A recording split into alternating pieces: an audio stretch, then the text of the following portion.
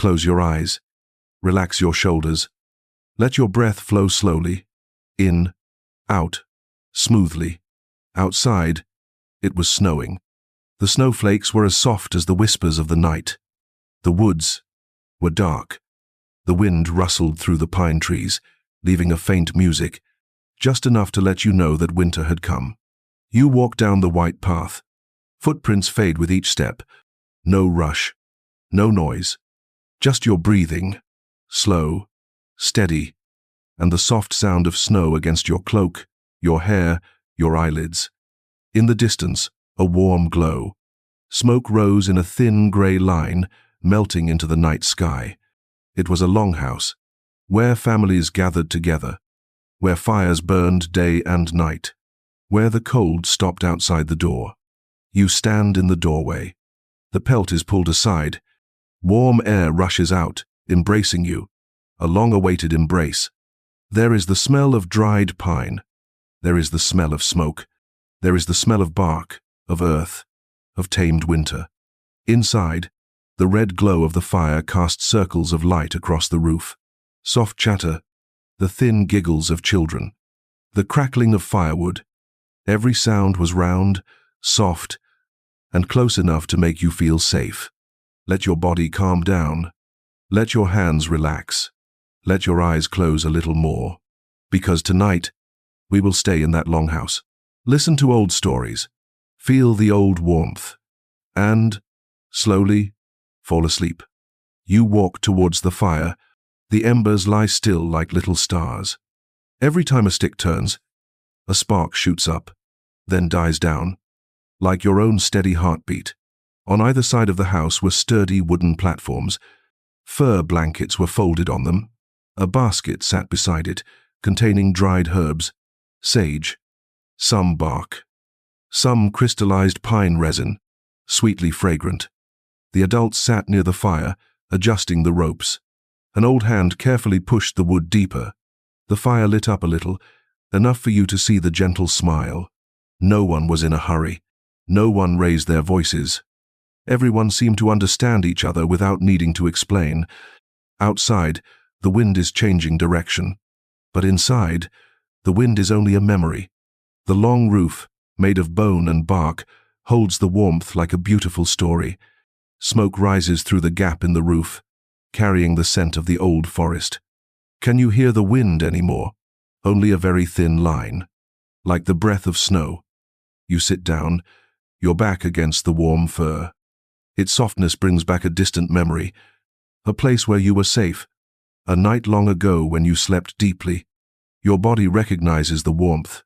Your breathing matches the crackling of the fire, relaxed and peaceful. A voice speaks, low, slow. The voice does not rush, nor does it try to convince. The voice simply opens the door and invites you in. Winter nights, the voice says, are the time for stories. When the snow softens the streets, we need only stay close and let our dreams find their way. Number things. If you lot, watch the smallest ember. It glows when the wind in the house moves. It calms down when everything is still, just like your mind. When thoughts move, it warms. When you let things be still, they become still. Someone places a small cloth bag next to you. Inside are a few heated stones. You place your hand on it. You feel the warmth penetrate your skin, spread to your wrist, then flow to your chest, to your abdomen. The muscles open up little by little. The tense places that used to tense up against the cold wind now surrender to the gentleness of the night. A child giggled in the corner. The giggle died away as quickly as a drop of water falling into the fire. The adults softly, shh, but the shh was not a prohibition. It was just an invitation to make the sound a little softer. Everything seemed to be heading towards sleep. Even the fire, even the roof, even the story being told. The narrator speaks of winter roads, of going slowly so as not to break the snow, of seeing with your ears as the night deepens, of listening to the sky, for the sky has its own voice. You don't have to understand it all. Just be here. Just breathe. Just let the images drift past your slowly closing eyes, like smoke. You adjust your posture slightly. Your back is straight enough. Your chin is relaxed. Your hands are where they feel natural. Maybe on your belly, maybe by your sides. And you listen again. Listen to the fire. Listen to the wood. Listen to the Longhouse breathing with you. Outside, the blizzard could come at any moment, but if it comes, it will go. In here, the warmth remains. Like a promise, like a blanket around the shoulders. Let your eyes get a little heavier. If they want to close, let them. If they want to open a little, that's okay too. Everything is okay. Everything is accepted. The winter night doesn't need your effort. The night just needs your presence. The narrator continued, a little lower, a little farther away. In the Longhouse we learned how to keep each other warm. One pushed more firewood. One rolled up the blanket, dividing it in half. One boiled hot water. One told stories. And then, the cold outside. Suddenly, didn't matter. You hear the wind trying to crack through the seams of the roof. But it is just a visitor. It comes for a while, and then goes. Your peace remains, like a riverbank, long and steady. Breathe slowly. Count silently. 1, 2. Pause for a moment, then exhale. 3, 4. That's enough. No more. No effort. The breath will take care of itself. Tonight, you will sleep here, in the embrace of fire, in the scent of bark and herbs, in the soft voices of kind people. If a dream comes, let it come. If it passes, as light as a melting snowflake, let it go. Everything is quiet, and you can be quiet too.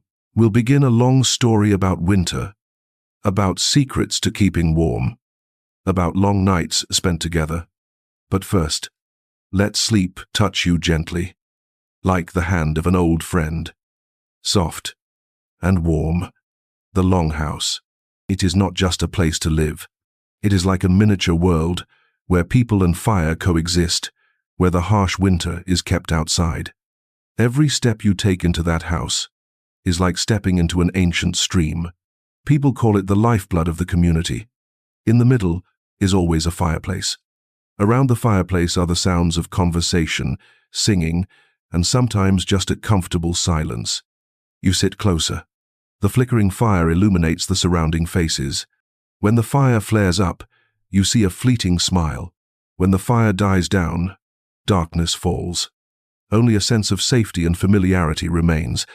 On the roof, wooden planks are woven together, covered with animal skins, blocking the wind. Each plank is the result of many days of living in the forest, choosing trees that are straight enough and strong enough. Not too big, not too small. Every detail is meticulously arranged, as if the whole Longhouse knows how to breathe. Tonight, that breath is slow, deep, and peaceful. In the corners of the house, rattan baskets hang. In the baskets are seeds, dried meat, yellow corn, red beans. They lie still, waiting for spring to come. It is believed that placing seeds on fire will make them stronger, so that next season they will grow strong and lush. You can hear the sound of baskets tinkling when someone passes by.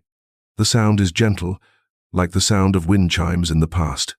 Blankets are spread out on both sides. It is a place to sit, lie down, and share stories. Children often crawl into them, turning them into their own little caves. The elderly often lie down, backs straight, eyes half closed, as if listening but also dreaming. The air here is both thick and clear, thick with the smoke from the stove hanging high above like a thin curtain, light with the scent of pine resin and dried herbs that soothe the mind. Every breath in is a part of the old forest. Every breath out is mixed with the general warmth of the house. Someone throws in more wood. The fire flares up, illuminating the roof. After a while, the light fades. Everything returns to the familiar soft darkness. Light and dark, hot and cold, follow each other, like waves, like a very old lullaby. The storyteller begins. His voice is low and slow, The Longhouse is where everyone lives, eats, and sleeps together. No one is left behind. Each hearth is a family. But the whole house is a big family. The voice spreads, enveloping you like a thick blanket. You breathe more slowly, more deeply, and you feel yourself melting into the shared warmth. As the storm outside turns into a hurricane, the Longhouse becomes even more majestic. You can hear the wind whistling through the cracks in the wood, but it only serves as a reminder that you are safer than ever. As the old saying goes, the wind can knock down trees, but it cannot knock down a group of people. In one corner of the house, someone is weaving baskets. The strings are twisted and rubbed together, creating a gentle sound. In another corner, someone is sharpening a knife on a rock, creating a steady, scratching sound. These sounds, rather than being loud, are like a lullaby, blending with the crackling of the fire. Every little action counts. Weaving baskets is not only for use, but also for education. Sharpening the knife is not just about sharpening it, but also about reminding you that tomorrow's work awaits. In the Longhouse, even the most mundane things become part of the story.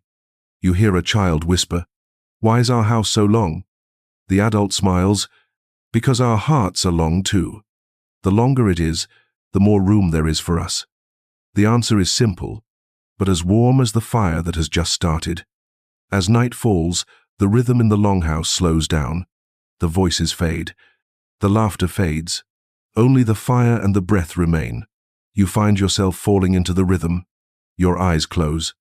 Your body relaxes, as if the Longhouse not only shelters you but also sustains you. You realize that sleep is here not just to rest, but to connect you to everyday life. The narrator's voice grew deeper and more distant. For generations, the Longhouse has stood. Through the wind, through the snow, and through the spring. It was not built of wood and skin alone. It was built of memories, of hands, and of the love of generations. Outside, the snow was still falling, but the snow was no longer cold. The snow was like a white blanket covering the ground, holding the ground still, just as the Longhouse holds you still. If you let yourself drift into sleep, you'd be in the middle of that house, where the warmth never goes out, where the story continues even when you close your eyes. Do you want me to tell you?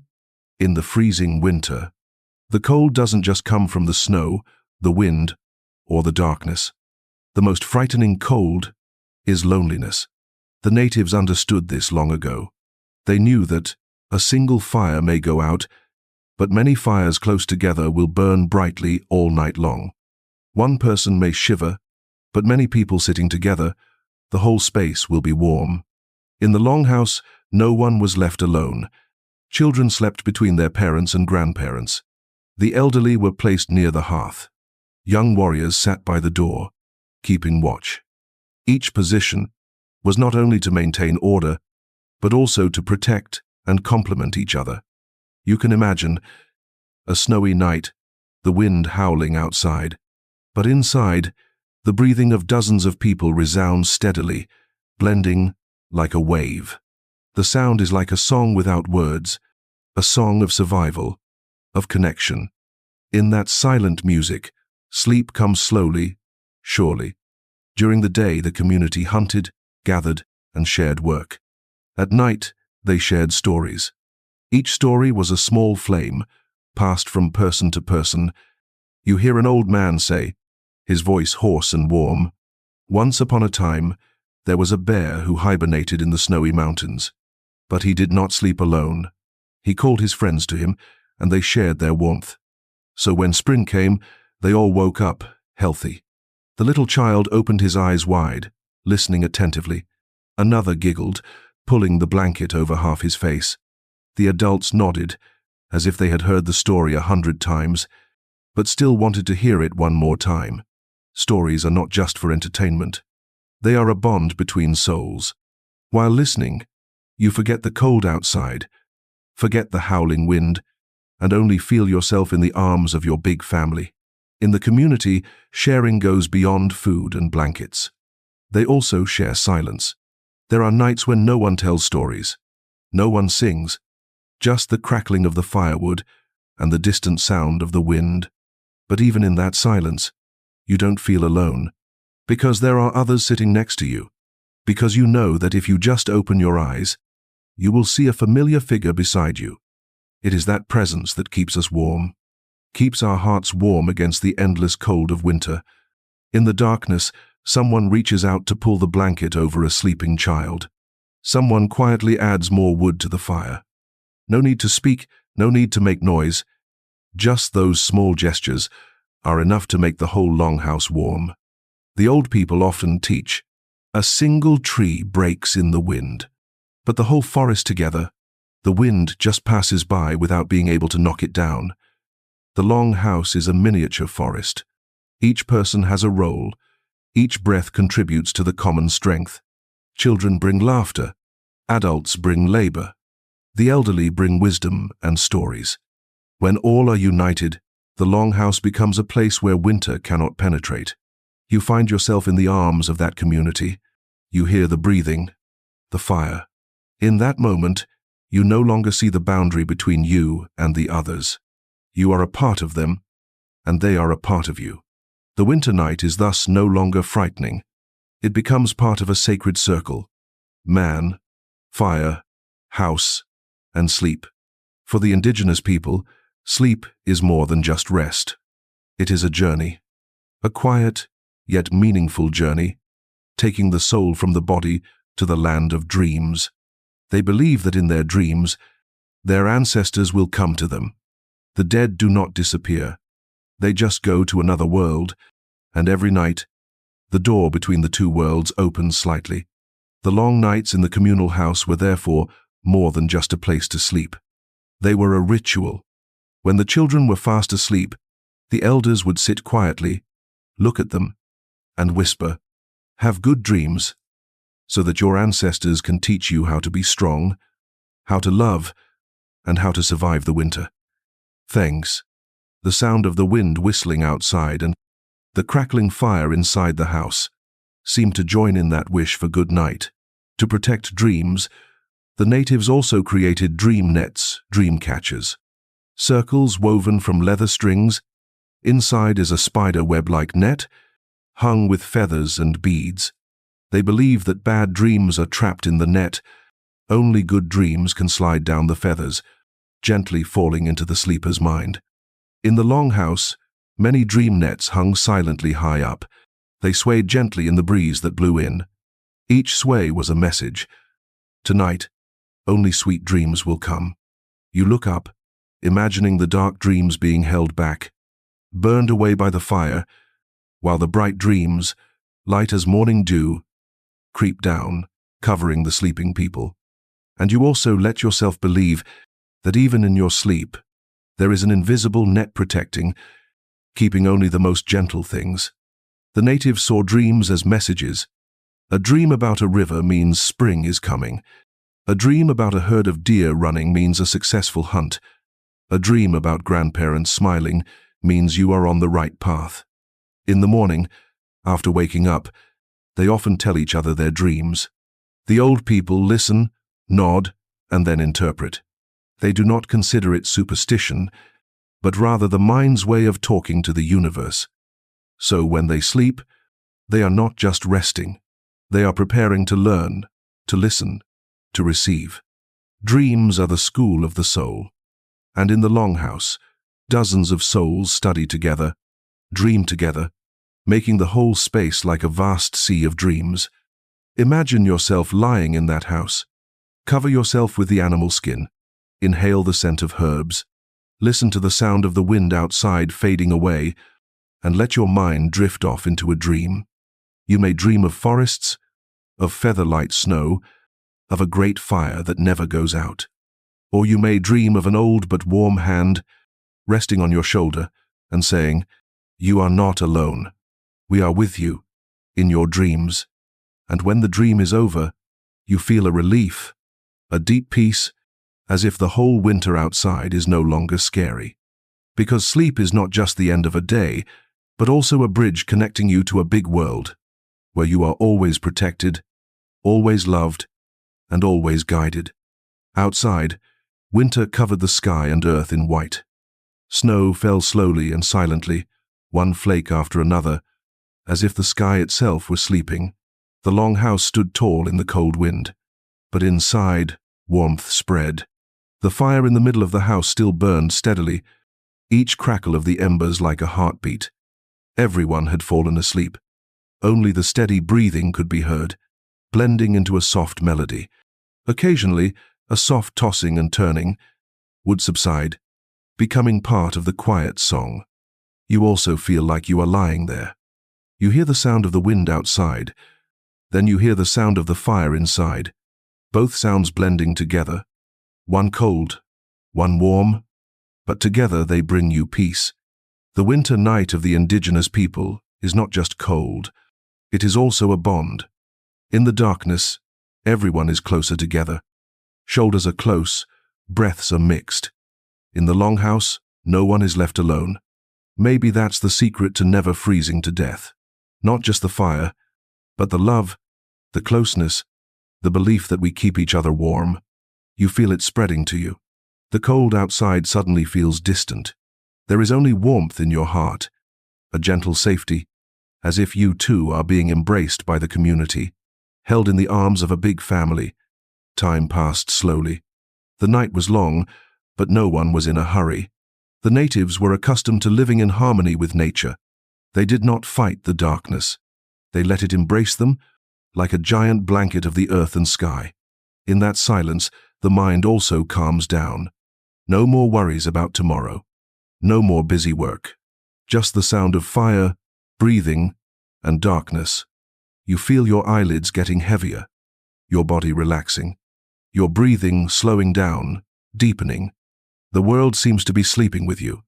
And in that moment, sleep comes naturally, light as snow, soft as the wind. The winter night just passed by. Slowly, quietly, gently. In the longhouse, sleep followed sleep like gentle waves. Outside, the snow was still falling, but inside, dreams were blooming, like pure white flowers. You don't have to fight the darkness. Just let yourself drift. Everything is safe.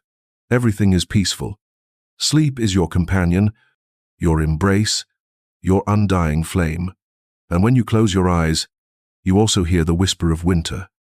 Sleep. Everything is quiet. We are here, together, in the endless silence of the long night.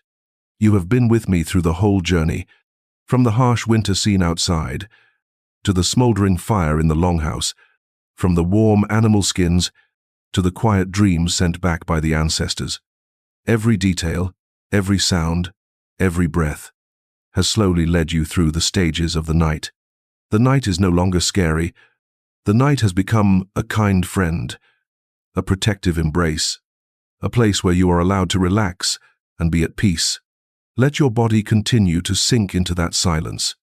Let your thoughts drift away like the snow falling outside, melting away, leaving no trace.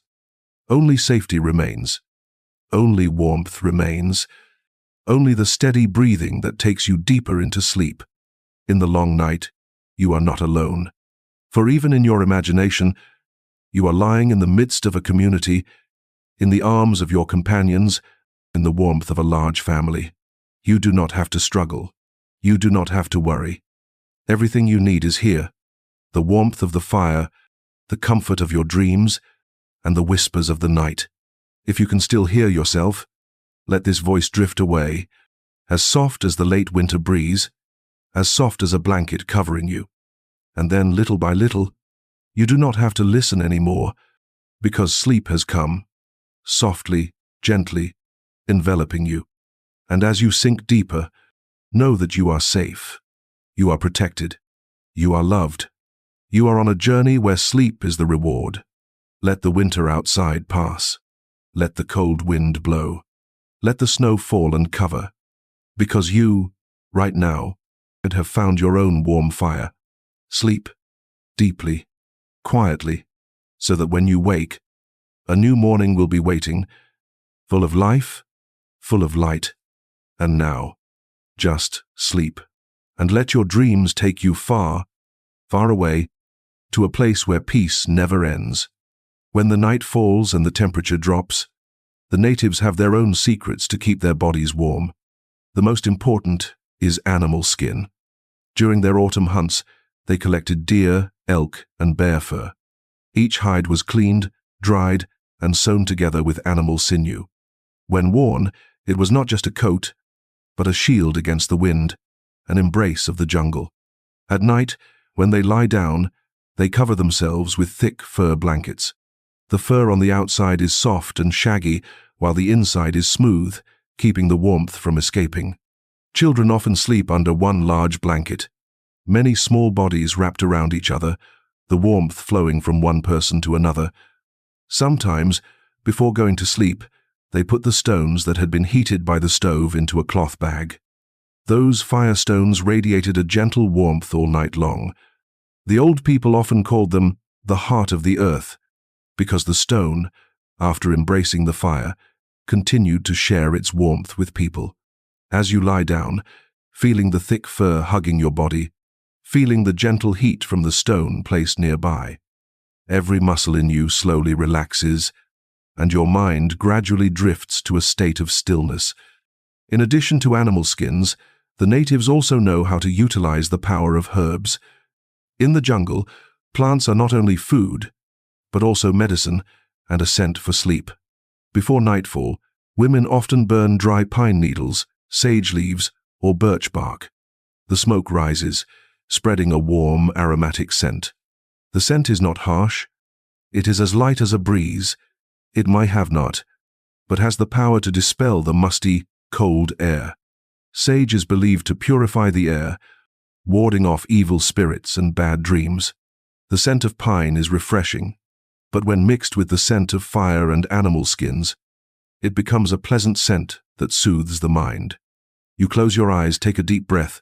The scent spreads from your nose to your lungs, then from your lungs to your blood, gently slowing your heartbeat. Sleep begins to come, like a forest wind gently touching your shoulder. Not only incense, they also use herbs to make small bags, called dream bags. They can contain sweetgrass, mint leaves, wild lavender. When placed under the pillow, these small bags give off a gentle fragrance, helping the mind relax and sleep become deeper. An old man whispered to a child, "Smell this scent, and you will dream of a gentle river. You will see green cornfields. You will see your grandparents waiting, smiling at you." The child hugged the bag of herbs close to his chest, his eyes slowly closing, a smile still on his lips. The whole Longhouse seemed to smile as well, seeing sleep spreading from one person to another. There, herbs are more than just plants. They are the language of the earth, a gift from nature, and the key to opening the door to dreams. Finally, the combination of all of it, animal skin, fire, hot stones, and herbal incense, created a protective circle, an invisible circle keeping people safe from the harsh winter. You lie down, your back pressed against the soft leather. The crackling of the firewood is in your ears. The warmth of the stone beside you radiates, seeping into your veins. The scent of sage and pine still lingers, like an ancient song you heard long, long ago. In that circle, nothing can touch you. Not the wind, not the snow, not the cold, not even the worries. Only slow breathing, only steady heartbeat, only the peaceful darkness that surrounds you. Sleep comes gently, like a gentle hand on your shoulder. You smile, close your eyes, and let yourself drift away with the story.